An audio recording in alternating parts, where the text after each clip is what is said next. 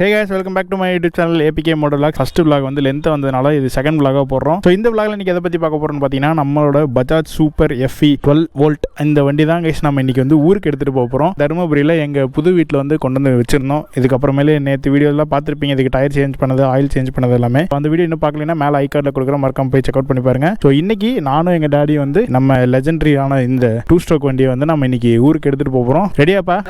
Okay ready. அப்பாவுக்கு வந்து அந்த வண்டியோட ஹெல்மெட் இருந்தது, அதை போட்டுக்கிறாரு. நானும் ஹெல்மெட் போட்டாச்சு. அவ்வளவுதான். பேக், லக்கேஜ் எல்லாம் திங்ஸ் எல்லாம் பேக் பண்ணியாச்சு. இப்போ வந்து நாங்கள் இங்கிருந்து கிளம்புறோம். இதுக்கப்புறமே நாங்கள் திருப்பி மெயின் ரோடு போயிட்டு உங்களுக்கு நான் பைபாஸ் ஏறிட்டு மோட்டர் வேலையை திருப்பி கன்டினியூ பண்றேன். எனவே நம்ம சேனலுக்கு யாராவது புதுசாக இருந்தால் சேனலை மறக்காம சப்ஸ்கிரைப் பண்ணா சப்ஸ்கிரைப் பண்ணிக்கோங்க. Okay guys, let's get into the video. வாங்க இன்னைக்கு வீடியோக்குள்ள போலாம்.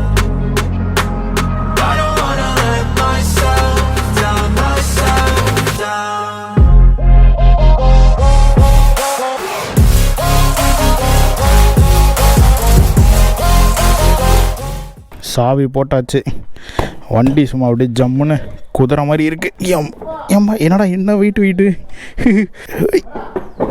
அப்பாடி வெயிட் இருக்குதான். இது லைட்டாக மூவ் பண்ணும்போது இதுங்க பாருங்கள், இப்போ ஒத்த கிலோ மூவ் ஆகுதா, அந்தளவுக்கு வெயிட் கம்மியாக இருக்குது. ஏன்னா நம்ம ஒயிட் ஹார்ஸ் வந்து அந்தளவுக்கு ஹெவியாக ஹேண்டில் பண்ணிட்டு இந்த வண்டியில் ஒன்றும் இல்லாத மாதிரி தெரியுது கைஸ். இப்போ வந்து இது என்ன இண்டிகேட்டர் இதில் இருக்குது. அடிப்போமா? 3, 2, 1 எப்படி? ஸோ இதில் ஃபஸ்ட்டு கியர் வந்து கைஸ் கிளச்சு பிடிச்சிட்டு மேலே இதான் ஃபஸ்ட்டு கீர் போட்டாச்சு.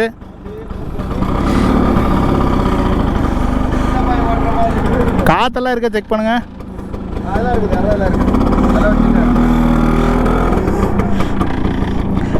வண்டி எங்கே கீழே இருக்கிற மாதிரி இருக்கு. நமக்கு இந்த ஆங்கிள் எந்த அளவுக்கு கவர் ஆகுதுன்னு தெரியல.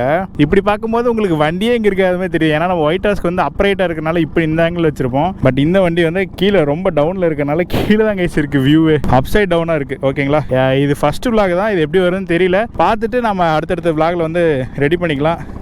ஸோ ரொம்ப நாள் கழிச்சு கையில் ஓட்டுறோம் கைஸ். கையில் கீர் போட்டு ஓட்டுற வண்டி வருங்க.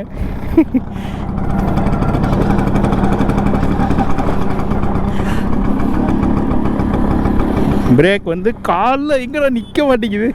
பிரேக்கு நிற்கிது. நீங்கள் ஓ பிரேக்கே இல்லை. பிரேக் எங்கப்பா இருக்குது? அந்த பக்கம் விட கால இங்கேயா? அப்படி வச்சிருந்தா பிரேக் போட முடியும். இப்படியா? நீ வச்சு துளுவால அப்படின்னா கொஞ்சம் தான் பிரேக் வரும். ஓகே, இது நியூட்ரல் கேஸ். அவ்வளோதான், நியூட்ரல் போட்டாச்சு. நியூட்ரல் பண்ணிக்கணும். ஓகே, சாமி கும்பிட்டுக்கோங்க. அப்பா இண்டிகேட்டர் எழுதி பார்த்தீங்களா? இதுவே வந்து இப்போ இண்டிகேட்டரில் இருக்க இது வந்து லைட்டு போட்டோம்னா லைட்டு டிம் டிப்புக்கு மாறிடும். இப்படி இப்போ இதில் இண்டிகேட்டரில் இருக்கு. ஓகேங்களா? இதுதான் ஹை பீம், லோ பீம். இது ஆன் ஆஃப். ஆரன் வேறு லெவலில் இருக்குல்ல. நீங்கள் வாங்க இந்த பக்கம். இந்த ஸ்ட்ராப் எடுத்து அப்படியே சொருவுறது. அவ்வளோதான், அவ்வளோதான். இப்போ திறந்து விட்டுக்குவாங்க, காற்று வரும்ல. இந்தாங்க மாட்டிக்கோங்க. ஒன் சைடு அப்படியே மாட்டிக்கோங்க. நீ மாட்டிக்கிறியா? சரி கொடுங்க, நானே மாட்டிக்கிறேன். ஓகே கேஸ், நம்ம கிளம்பலாம். ஃபஸ்ட் கியர் போட்டாச்சு. ஓகே, சாமி கும்பிட்டாச்சு. பின்னாடி மிரர் தான் இல்லை. மிரர்லாம் அப்புறம் வச்சுக்கலாம். இப்போதைக்கு வண்டி வரல.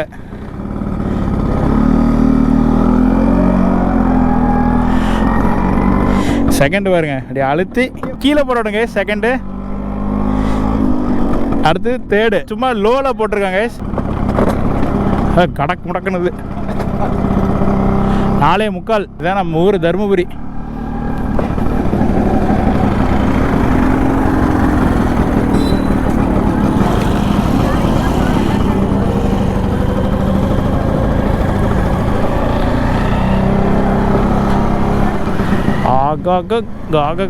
ஸ்பீடு பிரேக்கர்லாம் அப்படியே செகண்ட் கியரில் ஓட்டிக்கலாம், ஒன்றும் பிரச்சனை இல்லை. அதான் இங்கே வருது பார்த்தீங்களா இந்த ஆட்டோ. இந்த ஆட்டோக்குள்ளேயும் இதே சிஸ்டம் தான் இருக்கும். நம்ம வண்டி இதே சிஸ்டம் தான், அந்த ஆட்டோ இதே சிஸ்டம் தான். ராஜஸ்தான், பஞ்சாப், டெல்லி எல்லாம் இந்த வண்டி தான் இருக்கும். ஃபோர்த் கியர் போடும்போது லிவர் வந்து தலைகீழ கீழே போயிருங்க. இங்கே பாருங்க லிவர் எங்கே இருக்குன்னு. இப்போ வந்து லோவில் இருக்குது, அதனால் தேரில் இருக்கலாம். இதுலையுமே வந்து இந்த கியர் செலக்டரோட அந்த கேபிள் வந்து பார்த்தீங்கன்னா நம்ம கொஞ்சம் ஆல்ட்ரு பண்ணணும். நம்ம இப்போதைக்கு டெம்பரவரியாக தான் போட்டிருக்கோம். கியர் செலக்டர் வந்து ரொம்ப இப்படி கீழே டவுனில் வரையும் போகுதா. எது? அதான் நம்ம காடா. போகலாம். அதுக்குள்ள ஒரு நாள் போயிட்டு vlog எடுத்து போடலாம். ஏதோ ஆம்னி கார் ஓட்டுற மாதிரி இருக்கு. முன்னாடி எதுவுமே இல்லை. என் ஒயிட் ஹார்ஸில் இதுவரை எல்லாத்தையும் பார்த்துட்டு இப்போ எதுவுமே இல்லாத மாதிரி தெரியுது. லூனாவில் போகிற மாதிரி இருக்கு. ஆமாம், லூனாவில் போகிற மாதிரி இருக்கு. ஆட்டோ ஓட்டிட்டு போகிறோம், நம்ம ஆட்டோவில் போகிறோம். எக்ஸாஸ்ட் ஓட்டு நல்லா இருக்கு. ஒரு ஃபீலு நல்ல ஃபீலாக இருக்கு. வருஷமா ஓட்டாம இங்கே ஆமாம், 4 வருஷமா வண்டி எடுக்காமையே நின்றுட்டு இருந்தது. இன்னைக்கு எங்க மூலயமா இன்னைக்கு டயரு டியூப்லாம் மாற்றி எடுத்துகிட்டு போகிறோம். பிரச்சனை இல்லை, வண்டி ரன்னிங்கில் எதுவுமே பிரச்சனை இல்லை. இன்ஜின்லாம் சூப்பராக இருக்குது கேஸ். ஓகே கேஸ், ஸ்பீடோ மீட்டர்லாம் எதுவுமே ஒர்க் ஆகலை. ஏன்னா எல்லா கேபிள் எல்லாம் கழட்டி விட்ருக்கோம். இதெல்லாம் எல்லாமே நீ மெக்கானிக் கடைக்கு போயிட்டதுக்கப்புறம் தான் ரெடி பண்ண போகிறோம். அது வரையும் இன்றைக்கி இப்படியே தான் இருக்கும். த்ராட்டில் கேபிள் வந்து பார்த்திங்கன்னா அப்படியே லாக் ஆகுது. நம்ம த்ராட்டில் கேபிள் சும்மா விட்டால் ரிட்டர்ன் போக மாட்டேங்குது. கொஞ்சம் எல்லாம் அழுக்கு டஸ்ட்டு படிஞ்சு அப்படியே லாக் ஆகிருக்குது. இப்படி விட்டோம்னா அப்படியே க்ரூஸ் கண்ட்ரோல் மாதிரி லாக் ஆகுது த்ராட்டில் கேபிள். பாருங்க, ஸ்பீடு பிரேக்கில் கிளச்சே பிடிக்க தேவையில்லை. ஃப்ரண்ட் அந்த ஆம் போயிருச்சாட்டங்குது. சின்ன பம்ப் அடித்தாலே டொம்னு அடிக்குது. ட்ரைனிங் எடுக்கணும். அடுத்தது வந்து இந்த வண்டியை ஏன் எடுத்துகிட்டு போகிறோம்னா, எஃப்சி முடிஞ்ச பின்னால எனக்கு லைசன்ஸ் முடியுது. ஆமாம், ரினியூல் பண்ணும்போது உனக்கு வயசாயிடுச்சு, ஓட்ட தெரியுமான்னு கேட்பான். நான் என்ன செய்யணும், என் வண்டி ஓட்டி காட்டு, ஏன்னா ஓட்டிட்டு மறுபடியும் நான் லைசன்ஸ் 5 வருஷத்துக்கு எடுக்கணும். ஓஹோ, இந்த வேலையை நடத்திட்டு இருக்கிறேன். எஃப்சி ஆச்சு, வண்டி ஓட்டுறதுக்கு ரினியூவல் பண்ணணும் நான். ஏன்னா கீர் வண்டி நான் என்னது புக்காட்டி ஓட்டணும்ல. ஆமாம், டியூக் ஓட்டணும்ல, அதுக்காக. இப்போ லைசன்ஸுக்கு இதில் தான் எட்டு போட போறீங்க? இதில் தான் எட்டு போடுவேன் நான். ஓஹோ, கால் ஊனாமே பசங்களில் எட்டு போட்டுருவேன். நானே லைசன்ஸ் இதில் தான் எடுத்தேன். இந்த வண்டி தான் நம்ம அதுதான் சோஃபாவில் உட்காந்துருக்கிற மாதிரி இருக்கு. சரி, ஓகே கேஸ், நாங்கள் அப்படியே சிட்டி டிராஃபிக்கில் தாண்டி நான் ஹைவேஸ் வந்துட்டு உங்களுக்கு நான் திரும்பி கண்டினியூ பண்ணுறேன். வண்டி ரொம்ப நாள் கழித்து எடுத்ததுக்கும் எனக்கும் கொஞ்சம் ஜாலியாக தான் இருக்குது. ஹைவேஸ் வந்து ஏரியாச்சு. ஸோ இங்கேருந்து சேலம் பார்த்தீங்கன்னா 60 கிலோமீட்டர் கேஸ். மெதுவாக தான் போகணும், ஏன்னா பிரேக் எல்லாமே ஆஃப் கண்டிஷனு. இப்போ டாப் கியர் போட்டாச்சு கேஸ், அவ்வளோதான். அது அப்படியே போகிற ஸ்பீடுக்கு போட்டோம். இன்றைக்கி வந்து அப்படியே பொறுமையாக போகிறதாங்க கேஸ். சன் செட் ஆகிட்டு இருக்குது. 2 லிட்டர் பெட்ரோல் போட்டிருக்கோம். போகிற வழியில் பாரத் பெட்ரோலியம் பங்க் ஒன்று இருக்குங்க கேஸ். அங்கே வந்து நாங்கள் நிப்பாட்டிட்டு அங்கே ஒரு 2 லிட்டர் போட்டுட்டு நீ அடுத்து அப்படியே சேலம் போடுறது. ஸோ மைலேஜ் இப்போதைக்கு எந்த அளவுக்கு டியூனிங்கில் இருக்குது, எவ்வளோ மைலேஜ் தரும் அப்படின்றது தெரியல. இதில் வந்து பார்த்தீங்கன்னா ரிசர்வ் ஆன் ஆஃப் அந்த சுவிட்ச் வந்து இருக்குது. அதனால் வந்து இப்போ அங்கே ஒரு 2 லிட்டருக்கு பெட்ரோல் அடிச்சுட்டு மெயினில் போட்டுட்ருக்கோம். திருப்பி வந்து ஆஃப் ஆச்சு அப்படின்னா நாங்கள் ரிசர்வில் போட்டு ஓட்டலாம். அது ஒன்று நம்பி தான் வந்து நாங்கள் இப்போதைக்கு மைலேஜ் கால்குலேட் பண்ணாமல் போயிட்டுருக்கோம். இன்னொரு என்ன விஷயம்னு பார்த்தீங்கன்னா சைடு மிரர் இல்லை. அதனால் பின்னாடி திரும்பி பார்த்து தான் ஓட்டுற மாதிரி இருக்குது. ஒரு பொறுமையான ஸ்பீடில் தான் போகிறோம். 4th கியரில் எனக்கு தெரிஞ்சு இப்போதைக்கு ஒரு 40-45 ஸ்பீடில் தான் போயிட்டுருப்போம்னு நினைக்கிறேன். போதும், இந்த ஸ்பீடே போதும். இதுக்கு மேலே நம்ம வந்து போக வேணாம். ஹைவேஸ் ரூட்டே எடுக்கணும்னா இல்லை மேட்டூர் ரூட்டில் என்ன கட்டாயி போடணான்ட்டு தெரியல. ஹைவேஸ்லேயே போகலான்னு தான் நினைக்கிறேன். ஏன்னா மேட்டூர் ரோட்டு கொஞ்சம் கிலோமீட்டர் கம்மி, பட் ஸ்பீடு பிரேக்கர் அது ஏகப்பட்டது நிறையா வந்துக்கிட்டே இருக்கும். ஆமாம், அதனால் இப்படியே போகலாம் கைஸ். ஒருபியா வேறு ஃபோன் பேசிகிட்டே போகிறானுங்க. தருமபுரி நான் இங்கே பிறந்தது மட்டும்தான், மற்றதெல்லாம் படித்தது வளர்ந்தது எல்லாமே வந்து ஈரோடு. ஷிஃப்ட் ஆனதுக்கப்புறம் தான் தருமபுரியெலாம் எக்ஸ்ப்ளோர் பண்ணணும். இப்போதைக்கு எங்கள் வீடு தவிர எனக்கு வேறு எந்த ரூட்டு எது எங்கே இருக்குது எதுவுமே தெரியாது. இப்போ தருமபுரி நான் வந்ததுக்கப்புறம் தான் நம்ம ஊரை பற்றி எல்லாமே தெரிஞ்சுக்கணும். இங்கே என்ன யார் எத்தனை யூடியூபர்ஸ்லாம் இந்த ஊரில் இருக்காங்க எதுவுமே தெரியாது. ஸோ யாராச்சும் நம்ம வீடியோ பார்க்குறவங்க தருமபுரியில் இருந்தீங்கன்னா கீழே கமெண்ட் பண்ணுங்கள். கண்டிப்பாக நம்ம ஒரு நாள் மீட் பண்ணலாம். ஆனால் வண்டி வந்து கம்ஃபர்ட்டாக இருக்குது கைஸ். ஒரு தற்கொலை ஓட்டுறானுங்க ஒரு வண்டி, சரக்கை போட்டு ஓட்டுறானுங்க. அப்படியே நடு ரோட்லேயே யூட்டன் போடுறோம். ஓய், பெரிய வண்டி போச்சுன்னா சின்ன வண்டி வெயிட் கம்மியாக இருக்குது. லைட்டாக ஷேக் கொடுக்குது கைஸ், ஜர்க்கு கொடுக்குது. இன்னும் நம்ம பார்த்தீங்கன்னா இதில் இன்னும் கொஞ்சம் வண்டியெலாம் இன்னும் ரெடி பண்ணிட்டு லக்கேஜ் எல்லாம் கட்டிட்டோம்னா இன்னும் சூப்பராக இருக்கும் கைஸ். தமிழ்நாடுக்குள்ளே ஓட்டிக்கிறதுக்கு இன்னும் நல்லாயிருக்கும். லாங்கு போகலாம். நம்ம நினைக்கிற மாதிரி இந்த டைமுக்குள்ளே இங்கே போகணும், அந்த டைமுக்குள்ளே அங்கே போகணும் அப்படின்ற ஷெடியூல் வச்சு போக முடியாது. நம்ம பாட்டுக்கு வண்டி எடுத்துகிட்டு ஜாலியாக ஒரு ரைடு போகணும்னா இந்த மாதிரி பைக்கில் வந்து போகலாம். டைமை பற்றி எந்த பிரச்சனையும் இல்லை. நம்ம வந்து பொறுமையாக எக்ஸ்ப்ளோர் பண்ணிட்டு போகலாம். போகிற சின்ன ஒவ்வொரு இடத்தையும் எக்ஸ்ப்ளோர் பண்ணிட்டு போகணும் அப்படின்னா இந்த மாதிரி ஒரு விண்டேஜான வண்டி இருந்ததுன்னா கண்டிப்பாக இன்னும் சூப்பராக இருக்கும். ஸோ நம்ம பெரிய வண்டி இருந்ததுன்னா என்ன நினைப்போம்னா இந்த டைமுக்குள்ளே இங்கே போயிடலாம், அதுக்குள்ளே அங்கே போயிடலாம், அதுக்குள்ளே அங்கே போயிடலான்ட்டு நம்ம ரைடை வந்து ரஷ் பண்ணிகிட்டே தான் இருப்போம். அதனால் இந்த மாதிரி பைக்ஸ் தான் இந்த மாதிரி விஷயத்துக்கெல்லாம் ரொம்ப சூப்பர். ஸோ அதனால் நம்ம அப்படியே பொறுமையாக போகலாம் கைஸ். ஓகேங்களா? திருப்பி எதனா ஹைவேஸில் இன்ட்ரெஸ்டிங்காக நடந்ததுன்னா நான் வந்து கண்டினியூ பண்ணுறேன். இப்போ அப்படியே மேடு வந்துருச்சு, 3rd கீர் மாற்றிக்கணும். தொப்பூர் வந்து டவுன் இறங்க போகிறோம். இந்த என்ட்ரன்ஸ் வந்து வந்தாச்சு. எங்கள் டாடிக்கு வந்து ஆஃபீஸ் கால் வந்ததுனால அவர் ஃபோன் பேசிகிட்டு இருக்காரு. வண்டி ரொம்ப குட்டியாக இருக்குது. இவ்வளோ நேரம் உட்காந்து வந்தேன். அப்பர் பாடி பெயின் வரல, கீழே கால் வந்து இப்படி 90 டிகிரியில் இருக்கிறதுக்கு வித்தியாசமாக இருக்குல்ல. அதனால் ஒரு பார்க்கறதுக்கே டிஃப்ரென்ஸாக இருக்குது. மற்றபடி வேறு இது இல்லை. எங்கள் அப்பா ஃபோன் பேசிட்டு வந்தோடனே கிளம்ப வேண்டியதான். வண்டி ஓட்டுறதுக்கு ரொம்ப சூப்பராக இருக்குது. இது வந்து கார்பரேட்டர் டைப்பு தான். அதனால் நம்ம வந்து இன்னும் ஜட்டெல்லாம் கொஞ்சம் க்ளீன் பண்ணி போடணும். சில இடத்துல வந்து தேர்ட் கியரில் கொஞ்சம் இழுத்தோம்னா ஆஃப் ஆகிற மாதிரி போகுது. அதெல்லாம் ஜட்டு பிளாக் ஆகிருக்குது. அதுக்கப்புறமேல இந்த clutch cable, break cable, throttle cable எல்லாத்தையும் வந்து கழட்டி புதுசு போடணும். ஏன்னா த்ராட்டில் வந்து பாதி வந்துட்டு அப்படியே லாக் ஆகுது. அதனால் இப்படி ரீரிலீஸ் பண்ணி தான் நான் தான் ஓட்டிகிட்டு இருக்கேன் அப்படின்ட்டு. ஸோ வண்டி வேறு லெவலில் இருக்குது. உங்களுக்கு ஒரு ரவுண்டு காட்டுற வண்டியை இப்படி ஓரமாக நிப்பாட்டிட்டு. ஆனால் வெயிட்லெஸ்ஸாக இருக்குது. நான் ஒயிட் ஹார்ஸை ஓட்டிட்டு இதில் வந்து பார்த்தீங்கன்னா வச்சுக்கோங்க, சைடு ஸ்டாண்ட் இருக்குது. இங்கே பார்த்தீங்களா சைடு ஸ்டாண்டு, குட்டி ஸ்டாண்டு. இங்கே பாருங்க,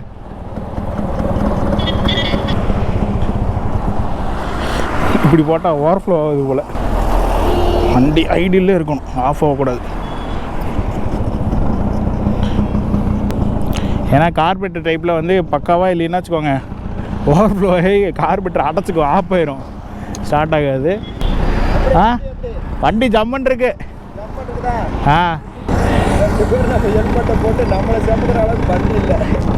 வண்டியெல்லாம் கரெக்டாக தான் இருக்குது. கொஞ்சம் ரெடி பண்ணிட்டா இன்னும் சரியாக இருக்கும். சரி போவோமா? தொப்பூர் இறக்க போகிறோம்.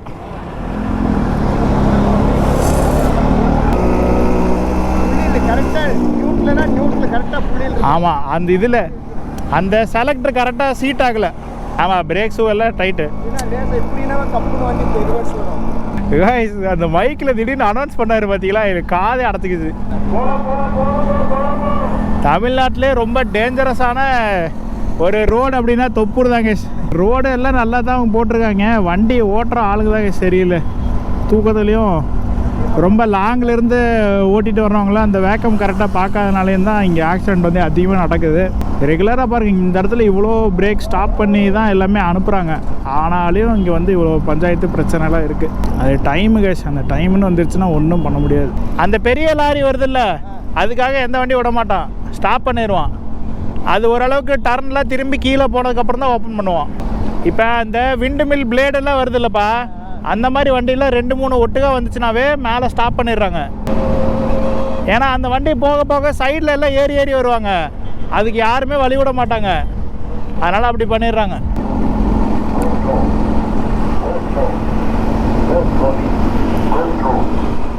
கோ ஸ்லோ. ஓகே கேஷ், நம்ம அப்படியே ஸ்லோவாக தான் போயிட்டுருக்கோம். இந்த தொப்பூர் கிராசிங்லாம் நான் இவ்வளோ மெதுவாக நான் இன்றைக்கி தான் கேஷ் கிராசிங்கே பண்ணியிருக்கேன். ஏன்னா வந்து எப்போயுமே பஸ்ஸில் போகும்போது சலன்னு போயிடுவோம், காரில் போனாலே சல்லுன்னு போயிடுவோம். ஒயிட் ஹார்ஸ் எல்லாம் இப்படியெல்லாம் போகவே போகாது. அப்படியே பொறுமையாக ரசனையாக பார்த்துட்டு.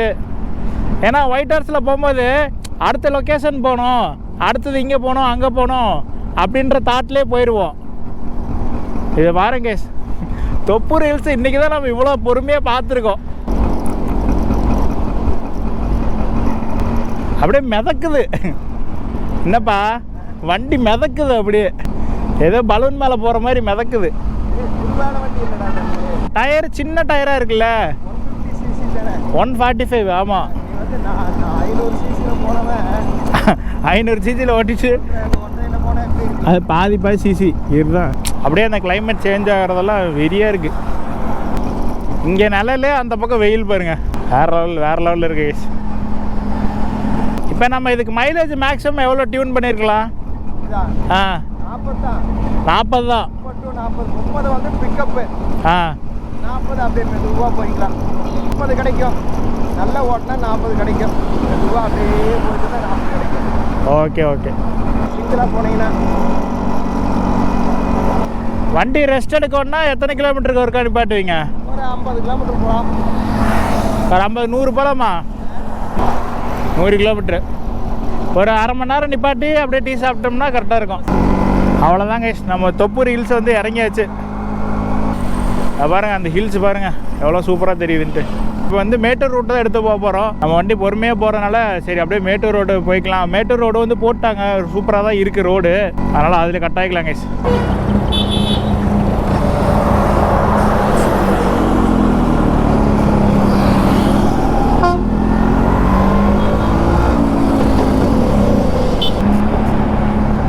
அவ்வளோதாங்க, இனி மேட்டூருக்கு உள்ளே கட்டாயாச்சு. மேட்டூர் ரோட்டு இனி டிராஃபிக் பிரச்சனை இருக்காது, போய்க்கலாம்.